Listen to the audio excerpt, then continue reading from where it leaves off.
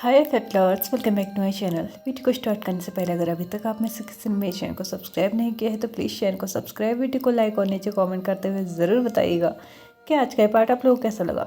तो चलिए painful love का नेक्स्ट पार्ट स्टार्ट करते हैं। लास्ट पार्ट में हमने देखा था कि फाइनली लेन सेक्ट वाले तो सिचेंग की शादी के लिए मान चुके थे, लेकिन क्या होगा जब ये बात जियांग सेक्ट में जाएगी कि जियांग सेक्ट में भी इतनी ईजिली इस चीज़ को मान लिया जाएगा। तो चलिए अब देखते हैं। लेन सेक्ट के सभी जो मेन मेंबर्स थे, यानी कि लेन सिचेन, लेन चिरेन, लेन वांगजी और लेन वीइंग, ये सभी लोग जियांग सेक्ट जाने के लिए तैयार थे, लेकिन लेन वांगजी ने विंग को जाने के लिए मना कर दिया था। पहले तो खुद के जाने के लिए भी रेडी नहीं था, क्योंकि जैसे कि उसने शादी के दिन बोला था कि वो यहाँ पे विंग को दोबारा नहीं भेजेगा, इसलिए वो वहाँ पे नहीं जाने देना चाहता था विंग को, क्योंकि वहाँ पे जाके विंग की बस डिसरिस्पेक्ट ही होती थी। ऐसा नहीं था कि वो उसके ब्रदर से, उसके अंकल से, उसकी सिस्टर से उसे दूर कर रहा था, बट वहाँ पे एक और इंसान था जो उसकी बहुत ज़्यादा बेइज्जती करता था, और वो इंसान लैन वांगजी को बिल्कुल भी नहीं भाता था। इसलिए उससे दूर रखना ही सही समझ के यहाँ पे मना तो कर दिया था लैन वांगजी ने, बट यहाँ पे लैन चिरेन ने लैन वांगजी को समझाया कि अब वो बहुत जल्दी ही क्लैन लीडर होने वाला है, और वैसे भी अगर क्लैन लीडर का स्पाउस या फिर इसका पार्टनर ही दूसरे सेक्ट नहीं जाएगा उसकी शादी की बात करने के लिए, उसके सेक्ट के मेंबर की शादी की बात करने के लिए, तो ऑफकोर्स सी बात है ये उस सेक्ट की एक डिसरिस्पेक्ट के तौर पे देखा जाएगा, जो मैं नहीं चाहता कि फ़िलहाल कुछ ऐसा हो। वैसे भी तुम पहले से ही जानते हो महारानी यू बहुत ज़्यादा चीज़ों को ऑब्जर्व करती हैं, और वो इन चीज़ों पे भी कोई ताना मार दे या फिर कोई इशू क्रिएट कर दे, वो ऐसा नहीं चाहते हैं। इसलिए चुपचाप मेरी बात मान के विंग और तुम दोनों ही हमारे साथ वहाँ चलोगे। फाइनली वांग जी ने इस बात को मान लिया था कि ठीक है हम लोग वहाँ चलेंगे, लेकिन अगर मैडम यू ने कहीं से भी कहीं तक विंग को पिन पॉइंट किया तो उसी वक्त मैं वहाँ से चला आऊँगा। इस बात को एग्री करते हुए, इस बात को एक्सेप्ट करते हुए लेन चिरेन ने बोल दिया कि ठीक है, अगर तुम्हें लगता है कि विंग की कहीं से भी कहीं तक मैडम यू के एंड से कोई डिसरिस्पेक्ट हो रही है तो तुम उसी वक्त आ सकते हो, लेकिन एक लिमिट तक तुम्हें भी सहन करना होगा।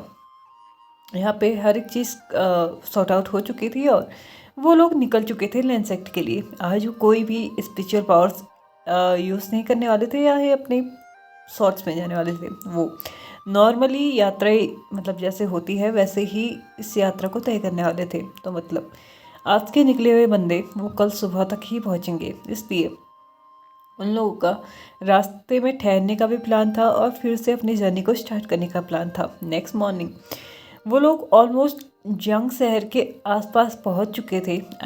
बोट में बैठ के वो पहुंचने वाले थे, लेकिन अभी पहुंचे नहीं थे। उन्हें कम से कम 1 घंटा और सफ़र करना पड़ेगा जंग सेक्ट पहुंचने के लिए।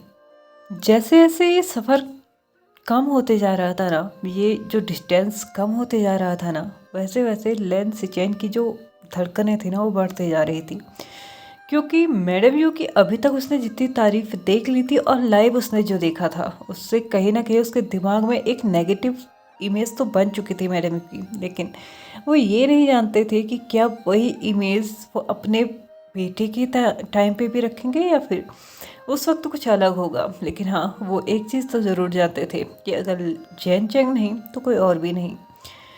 फाइनली 1 घंटे का ये सफ़र कंप्लीट कर लेने के बाद वो लोग पहुंच चुके थे जियांग शहर, यानी कि जियांग सिटी। वहाँ पहुंचने के बाद लगभग आधा घंटा और घूम लेने के बाद थोड़ा घूमते फिरते हुए आराम से वो लोग जियांग क्लैन पहुंच चुके थे। और वहाँ पे पहुंचने के बाद जिस भी सर्वेंट ने उन्हें सबसे पहले देखा था उसने दौड़ के जाके जियांग फैमिली को ये बताया कि लैन फैमिली यहाँ पे आई है, लेकिन किस वजह से आई है वो ये नहीं जानते थे। लेकिन हाँ, वो ये भी जानते थे कि वो अकेले नहीं आए हैं, उनके साथ कुछ सर्वेंट्स भी हैं जिनके हाथ में कुछ गिफ्ट टाइप की चीज़ें हैं, और कुछ ऐसा लग रहा है कि वो किसी स्पेशल चीज़ के लिए यहाँ पे आए हैं। यहाँ पे जैसे ही ये बात वो लोग सुनते हैं तो उनकी नज़र डायरेक्टली जैन चेंग की तरफ जाती है। और जैन चेंग जो कि पहले से ही सरप्राइज था, क्योंकि इन 2-3 दिनों में लैन सिचेन के एंड से उन कोई भी बात नहीं हुई थी, कोई मैसेजेस नहीं आए थे, कोई भी हिंट उसको नहीं मिला था कि वो लोग यहाँ पे आने वाले हैं। और विंग उसने भी कुछ नहीं बताया था। तो ये सब कुछ क्या चल रहा है जहाँ पे उन सब की नज़रें जैन चेंग की तरफ थी। तो जैन चेंग अपने एक्शन से ही उन्हें बताता है कि उसे भी कुछ नहीं पता है। तो यहाँ पे जैन फेंगमियान अपने आप में ही अपने आप को मेंटेन करते हुए बोलते हैं, जो भी हो हमें उनका स्वागत करना होगा, बाहर चलो। मैडम यू को इशारों ही इशारों में उन्होंने कुछ बोला था, जैसा ऐसा लग रहा था जैसे कि उन्होंने बोला था कि अपने बिहेवियर को मेंटेन रखना। मैडम यू ने जैन फेंगमियान को उसी लहजे में आंसर करते हुए मतलब बिना शब्दों का प्रयोग किए ही उसे एक्शंस के साथ उसको आंसर करते हुए बोला, तुम कुछ भी कर लो, मैं जैसी हूँ मैं वैसी ही रहूँगी। फाइनली जियांग सभी लोग उस महल से बाहर आके लेंस का स्वागत करने के लिए जा चुके थे और वहाँ पे जाके उन सभी को ग्रीट करते हुए उनका स्वागत करते हुए वो लोग अंदर ले आए थे लिविंग एरिया में। जब वो लोग बैठे हुए थे तो यहाँ पे सभी लोग एक दूसरे को देखे हुए थे और लैन सेक्ट भी लैन फैमिली भी अच्छे से समझ पा रही थी कि उनके बीच अभी क्या चल रहा होगा। ऑफ कोर्स सी बात है, यहाँ पे बिना किसी नोटिफिकेशन के मतलब बिना इत्तला किए वो यहाँ पे पहुँचे हैं, तो यहाँ पे ये सारी चीज़ें होना तो लाजमी सी बात है। यहाँ पे लगभग 15 मिनट तक वो लोग एक दूसरे को देखे रहे और फाइनली लैन चिरेन ने यहाँ पे बात को आगे बढ़ाया और उन्हें बताया कि वो यहाँ पे जैन जिंग के लिए शादी का प्रस्ताव लेके आए हैं, यानी कि एक मैरिज प्रपोजल लेके आए हैं। लैन चिरेन ने इसके साथ साथ अपनी कंडीशंस भी बताई, जो कि लैन चिरेन ऑलरेडी एक्सेप्ट कर चुका है और अब बारी थी जैन जिंग के एक्सेप्ट करने की। लेकिन वो लोग नहीं जानते थे कि यहाँ पे एक्सेप्ट होना या ना होना, अभी ये सारी चीज़ें बाद में आएंगी, लेकिन पहले ही यहाँ पे कोई कूद पड़ा था और वो कोई और नहीं मैडम यू थी। मैडम यू अपनी सीट से उठते हुए उन सभी को डायरेक्ट ही ऐलान करती हैं कि वो यहाँ पे जो कंडीशंस रखी गई हैं उनको नहीं मानेंगी। अगर लैन सेक्ट से जियांग सेक्ट में शादी होती है तो उसे लैन सेक्ट के साथ रिश्ता तोड़ना होगा। मैं पूरी तरीके से रिश्ता तोड़ने की बात नहीं कर रही हूँ, लेकिन हाँ, उसको पूरी तरीके से जियांग सेक्ट का होना होगा। कहने का मतलब है कि उसकी जिम्मेदारियां सिर्फ जियांग सेक्ट के लिए रहेंगी, लैन सेक्ट को कभी प्रायोरिटी पे नहीं रखेगा। अगर यही सारी कंडीशंस वो मानता है तो वो शादी कर सकता है, वरना जियांग सेक्ट में किसी भी लैन सेक्ट के मेंबर्स की शादी नहीं हो सकती। यहाँ पे जैसे ही मैडम यू ने ये ऐलान किया, ये अपना ऑर्डर यहाँ पे दे दिया ना, तो वैसे ही सभी लोग बहुत ज़्यादा शॉकिंगली मैडम यू को देख रहे थे और मैडम यू अपनी बात पे अभी भी अड़ी हुई थी कि मतलब अगर लैन सिचेन ने जैन चेंग से शादी करनी है तो उसे लैन सेक्ट की पूरी रिस्पॉन्सिबिलिटी वही छोड़ के आनी होगी। यहाँ पे आने के बाद वो लैन सेक्ट से कोई भी वास्ता नहीं रखेगा। ऐसा नहीं है कि वो अपने बेटे होने का मतलब वो भूल जाएगा, रिश्ता भूल जाएगा, लेकिन यहाँ पे आने के बाद उसको पूरी की पूरी रिस्पॉन्सिबिलिटी सिर्फ जंग्स के लिए निभानी होगी, लैंस के लिए नहीं। लैन चिरेन मैडम यू को कट ऑफ करते हुए बोलते हैं, ये क्या बात हुई? अगर हम लोग अपने क्लैन के लीडर को यहाँ पे भेजने के लिए तैयार हैं तो क्या आप हमारी कुछ कंडीशंस नहीं मान सकती? हमने इतनी भी बड़ी कंडीशंस नहीं रखी हैं, और वैसे भी मुझे नहीं लगता कि यहाँ पे कुछ भी गलत है इस बात को रखना, इस बात को बोलना कि वो फिर भी हमारी रिस्पॉन्सिबिलिटीज़ को निभाएगा।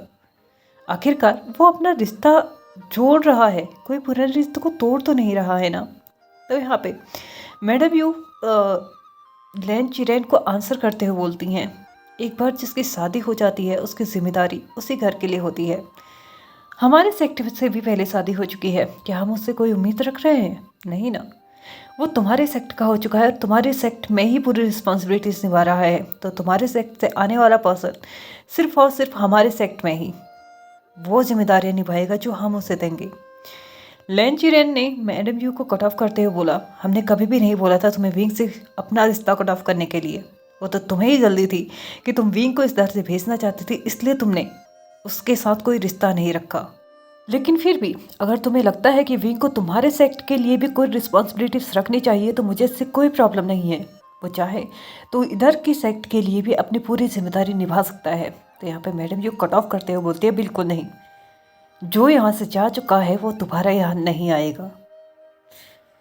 और जहाँ तक बात रही तुम्हारी कंडीशंस को मानने की, मैं उन्हें नहीं मानूंगी, बिल्कुल भी नहीं। जैन चेंग मेरा बेटा है और उसकी लाइफ का डिसीजन मैं लूँगी। यहाँ पे मैडम यू को कट ऑफ करते हुए जैन फेंगमियान बोलते हैं, बहुत हो गया यू, मुझे तुमसे अभी के अभी प्राइवेटली बात करनी है। यहाँ पे जैन फेंगमियान अपनी आंखों में मैडम यू को ये बता चुके थे कि उन्हें जल्दी से जल्दी आके उसके कमरे में मिले। जैसे ही जेन फेंगमियान वहाँ से जा चुके थे, मैडम यू ने एक नज़र सबकी तरफ डाली और उसके बाद जेन फेंगमियान के पीछे पीछे चलना शुरू कर दिया। जैसे ही वो वहाँ पे रूम में गए तो जेन फेंगमियान ने कमरे के दरवाजे को बंद किया और मैडम यू पे चिल्लाते हुए बोले, तुम्हारी प्रॉब्लम क्या है यू? क्या चाहती हो तुम? लैंड सेक्ट अपने सेक्ट के मेंबर की शादी यहाँ नहीं करा रहा है, अपने सेक्ट के क्लैन लीडर की शादी करा रहा है। अगर उसने वो 2-4 कंडीशन रख भी देते हैं तो तुम्हें उन्हें एक्सेप्ट करने में क्या प्रॉब्लम है? क्या कोई प्रॉब्लम है तुम्हें? और अगर है तो ये डिसीजन मेरा है कि चाहे तुम्हें कितना भी प्रॉब्लम हो, लेकिन जो लोग वहाँ से आए हैं और जिस प्रपोजल को लेके आए हैं मैं उसे एक्सेप्ट करने जा रहा हूँ। और एक क्लैन लीडर होने के नाते तुम ना मुझे रोक सकती हो और ना ही तुम्हारे पास कोई अधिकार है कि तुम मुझे रोक पाओ। तुम्हें सिर्फ मुझे सपोर्ट करना चाहिए, ना कि मुझे इस तरीके से ह्यूमिलेट करना चाहिए किसी के भी सामने। तुम जब चाहे जैसे चाहे अपने फैसले ले लेती हो और मेरे डिसीजंस की कोई रिस्पेक्ट ही नहीं रहती। चलो छोड़ो इन सब चीज़ों को, एटलीस्ट अपने बेटी के बारे में सोचो। खैर, तुमने आज तक खुद के बारे में कभी नहीं सोचा, हमारे रिश्ते के बारे में कभी नहीं सोचा, तो तुम अपने बेटे के बारे में क्या सोचोगी? लेकिन फिर भी मैं तुम्हें लास्ट बार फ़ोन कर रहा हूँ, अब मेरे बेटे की खुशियों के आड़े मत आना यू, वरना तुम्हारी ये कोशिश तुम्हें सच में ले डूबेगी। ये बात मेरी गांठ बांध लो, क्योंकि इस बार मैं तुमसे झुकने वाला नहीं हूँ और ना ही तुम्हारी किसी भी धमकी से मुझ पे कोई असर होने वाला है। तुम्हें आना है आओ, नहीं आना है मत आओ, लेकिन मैं उन लोगों का ही प्रपोजल एक्सेप्ट करने जा रहा हूँ। अगर एक माँ होने की ड्यूटी निभाना चाहती हो तो वहाँ पे आ जाओ, नहीं निभाना चाहती तो यहीं पे पड़े रहो, क्योंकि वहाँ पे आके वैसे भी तुम अच्छा काम तो करोगी नहीं, क्योंकि तुमसे कभी अच्छे काम होते ही नहीं। ये कहते हुए जेन फेंगमियान वहाँ से जा चुके थे और वो लोग मीटिंग हॉल में उनका वेट कर रहे थे। और जेन फेंगमियान वहाँ पे पहुँचते हुए थोड़ी देर के बाद उन्होंने यहाँ पे ऐलान किया कि वो जो भी प्रपोजल लैंड सेक्ट के एंड से आया है उसको एक्सेप्ट करते हैं, और साथ ही साथ उन कंडीशंस के साथ जो भी उन्होंने रखी हैं। जैसे ही शादी के बाद लैंड सेक्ट को यहाँ की जिम्मेदारियाँ निभानी होंगी, उससे कहीं ज़्यादा उसकी रिस्पॉन्सिबिलिटी लैंड सेक्ट के लिए बनती है, क्योंकि भले ही उन्होंने अपना अहदा छोड़ दिया हो, लेकिन फिर भी उस सेक्ट की जिम्मेदारियां लैन वांगजी से कहीं ज़्यादा उनके कंधों पे है। और मैं हमेशा यही चाहूँगा कि वो अपनी उन जिम्मेदारियों को निभाएं। और मेरे लिए तो सबसे ज़्यादा खुशी की बात आज यही है कि मेरा बेटा, जिसकी खुशियाँ आपके बेटे से जुड़ी हुई हैं, वो खुशियाँ उसे मिल रही हैं। मुझे और कुछ नहीं चाहिए। ऐसी एक तो क्या 10 तो क्या कई सारी कंडीशंस को मैं एक्सेप्ट कर सकता हूँ। अगर मेरे बस में होता तो मैं वही करता जो कि रीति रिवाज कहते हैं, एक ओमेगा को अल्फा के साथ भेजता। लेकिन यहाँ पे कंडीशन कुछ ऐसी है कि किसी न किसी को तो यहाँ पे रहना होगा, और वो जेन चेंग ही है जो कि कल के दिन इस सेक्ट की जिम्मेदारियों को निभाएगा, और उसके लिए उसका इस सेक्ट से जाना बिल्कुल भी पॉसिबल नहीं है। यहाँ पे सभी लोग खुश थे कि फाइनली जेन फेंगमियान तो मान चुके हैं, लेकिन what about to madam you? खैर, मैडम यू को हम बाद में देखेंगे। यहाँ पे जेन फेंगमियान और लैन सिचेन दोनों ही इस बात को मतलब डिस्कस करते हैं, थोड़ी सी बातों को, मतलब शादी की तैयारियों के बारे में, वो कब होगी, कैसे होगी, कहाँ पे होगी, ये हर एक चीज़ डिस्कस करने के बाद फाइनली यहाँ पे डिसाइड किया जाता है कि सिर्फ 2 हफ्ते के बाद ही लैन सिचेन और जेन चेंग की शादी कर दी जाएगी। इन सारे टाइम में लैन वांगजी, वीइंग, लैन सिचेन और जेन चेंग ये सभी लोग एक साथ थे, और वो भी लोटस जो पाउंड था ना वहाँ पे थे, और बहुत ज़्यादा एंजॉय भी कर रहे थे। इसी के साथ लैन सेक्ट वाले अपने घर को लौट चुके थे। जो भी वो शगुन लेके आए थे जेन चेंग के लिए वो उसको दे आए, और साथ ही साथ देखा जाए तो एक रीति रिवाज उन्होंने निभा दिया था कि ये रिश्ता पक्का हो चुका है। और साथ ही साथ जेन फेंगमियान ने तैयारियां कर दी थी कि उन्हें पूरे सेक्ट में, मतलब जितने भी सेक्ट हैं सभी में इनविटेशन देना है, लैन सेक्ट के एंड से भी जानी थी।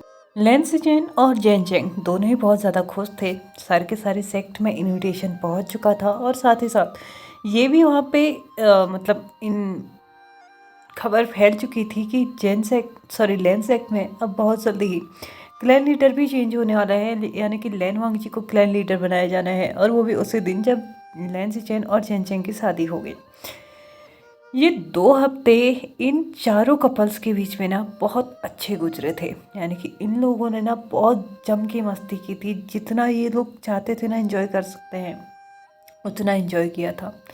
लैन सिचेन और जैन चेंग इन दोनों के बीच में भी ऑलमोस्ट हर रोज़ मीटिंग होती थी। हर रोज़ ये लोग कहीं ना कुछ स्पेशल तरीके से मिला करते थे। और विंग और वांग जी इन दोनों ने तो इतना क्वालिटी टाइम एक दूसरे के साथ स्पेंड किया था ना, जिसके बारे में विंग ने कभी इमेजिन भी नहीं किया होगा। इतने ज़्यादा सरप्राइजेस, इतना ज़्यादा टाइम, इतने सारे गिफ्ट्स लैन वांग जी के एंड से विंग को मिले थे ना, विंग ने कभी इमेजिन नहीं किया था कि आइस कोल्ड प्रिंस इतना ज़्यादा सॉफ्ट भी हो सकता है। लेकिन फाइनली हो चुका है, तो इस बात के लिए विंग बहुत ज़्यादा खुश था। फाइनली 2 हफ्ते कंप्लीट हो चुके थे और वक्त आ चुका था लैन सिचेन और जैन चेंग की शादी का। आज के ही दिन इन लोगों की शादी भी थी और आज के ही दिन लैन वांग जी को भी क्लैन का लीडर बनाया जाना था। यहाँ पे सबसे पहले शादी की रिचुअल्स होने वाली थी और उसके बाद लैन वांग जी को मतलब ये ओहदा सौंपा जाएगा। पूरे रीति रिवाज, पूरे समाज के सामने जितने भी एल्डर्स थे, जितने भी मतलब देवी देवताओं का आह्वान वहाँ पे किया जा सकता था, सबका मतलब सबको एक गवाह बना के फाइनली लैन सिचेन और जैन चेंग यानी कि सी चेंग की शादी हो चुकी थी। और अब बारी थी लैन वांग जी की अपने सेक्ट की जिम्मेदारी को उठाने की। और कुछ ही देर के बाद उसको यहाँ पे क्लैन लीडर के ओहदे से नवाजा भी जा चुका था। बहुत ज़्यादा अच्छी चीज़ें हो रही थी और सभी लोग बहुत ज़्यादा भी खुश थे। यहाँ पे ये दिन निकल चुका था और सभी लोग, जिसको जाना था वो जा चुका था, जिसको ठहरना था वो ठहर भी चुका था। लेकिन वक्त एक पलक झपकते ही इतना आगे निकल जाएगा ये किसी ने नहीं सोचा था। लगभग 6 महीने निकल चुके थे और इन 6 महीनों में लैन सेक्ट की पूरी जिम्मेदारी विंग और वांग जी के ऊपर आ चुकी थी। तो वहीं जियांग सेक्ट की जो लैन सिचेन था ना, वो जियांग सेक्ट में रहने लगा था। लेकिन अभी तक जियांग चेन को मतलब सेक्ट का लीडर नहीं बनाया गया था, तो काफ़ी हद तक टाइम उनका लैन सेक्ट में ही गुजरता था। उन्होंने पहले ही डिसाइड नहीं किया था कि वो ये सब कुछ करेंगे। लेकिन हाँ, अब अगर अभी तक जैन चेंग को वो जिम्मेदारी नहीं मिली है तो ऑफकोर्स सी बात है, उसने अपनी जिम्मेदारी फिलहाल लैन सेक्ट के लिए ही मतलब निभाना सही समझा, इसलिए ज़्यादातर टाइम उसका लैन सेक्ट में ही गुजरता था। लेकिन अब वो पूरी तरीके से जियांग सेक्ट में रहने लगा था पिछले 2 महीने से, क्योंकि पिछले 2 महीने से सबको ये पता चल चुका था कि जो जैन चेंग है ना, वो 3 मंथ प्रेग्नेंट था। यानी कि अभी करेंटली वो 5 मंथ प्रेग्नेंट है। हाँ, लैन सिचेन और जैन चेंग बहुत जल्दी पेरेंट्स बनने वाले हैं। लेकिन क्या उनसे पहले शादी हो गई विंग और वांग जी बेबी के बारे में नहीं सोच रहे हैं? ये सवाल भी बहुत बार उठ चुका था। लेकिन फिर भी विंग और वांग जी को इस बात से कोई फर्क नहीं पड़ता था, क्योंकि अभी उनके पास जो जिम्मेदारी है ना, उसको निभाना ज़्यादा ज़रूरी है।